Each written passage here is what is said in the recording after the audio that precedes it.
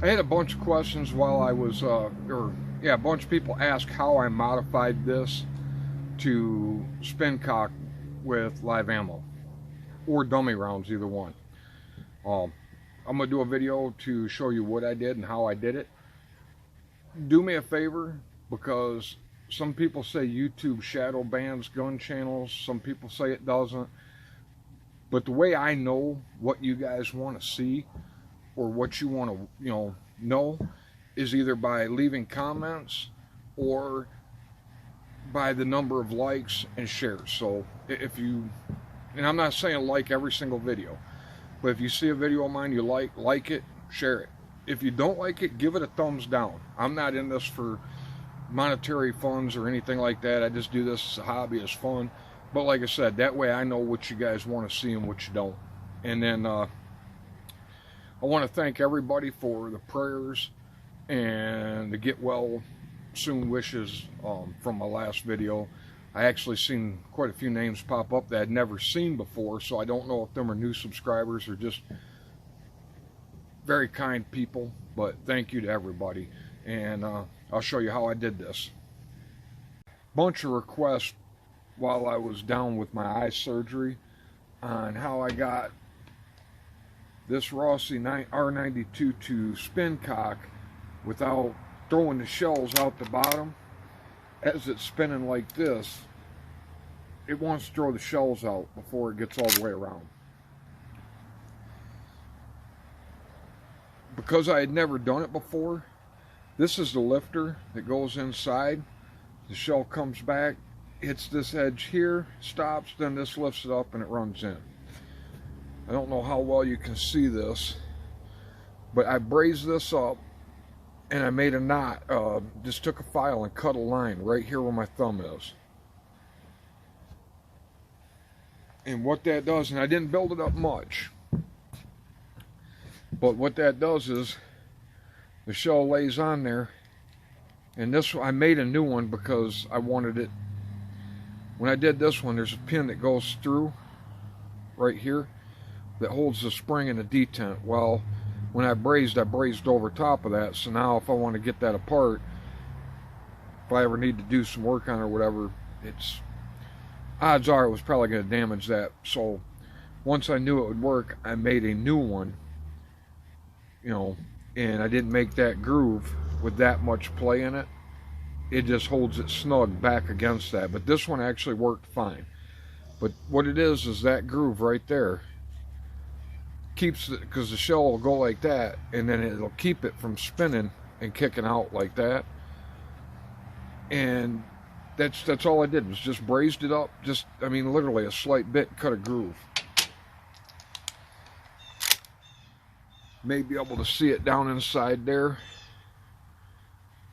There's a little groove in there. And it'll feed flat nose lead bullets. These are dummy rounds, by the way. The primers have already been fired. It'll feed full metal jacket. And how I did it was, I took the gun just like it is now, after I fitted this, the first one, and what I did is, I kept just experimenting, and actually the first one I did with epoxy, but epoxy won't last long, it'll wear it out. And you don't want it to jam the bullet up against the feed rails in there. You just want it to hold it snug. And how you can test it is, spin it by hand slow like this. You see, it's upside down and it's not falling out. And then that's it. And that's how I did it, was I just tested it like that. There's the lead one right there, the flat nose. I can spin it slow. If it doesn't pop out going slow, it's not going to come out spinning fast, and it closes. So, I mean, literally that's all I did, was just brazed it up, and then after I brazed it up, I filed that groove in it right up against that back part there that stops the bullet. And like I said, I just redid a new one because there's a little pin right here that holds this spring and this detent in. and I wasn't paying attention when I brazed this first one up, and I brazed over top of that. So when I put it together, now there's no way to drive that pin out unless, I mean, I could probably guess at drilling, or I could probably file it down enough to find that pin, but I mean, this part, I think it was 20 bucks for a brand new one. So I just made another one and did it. And like I said, but that's all I did, was just brazed it up, cut a little groove in there,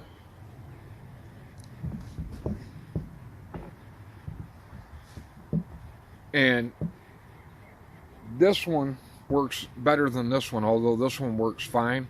So when you cut that groove, just cut that groove the same width as the rim, so that way you don't get that play in it, that back and forth play, so that when it goes like this, it drops down in that groove, and then it can't kick out and fall out.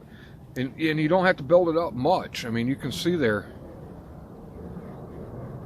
it's not built up much at all, just enough for a little lip to catch on that rim.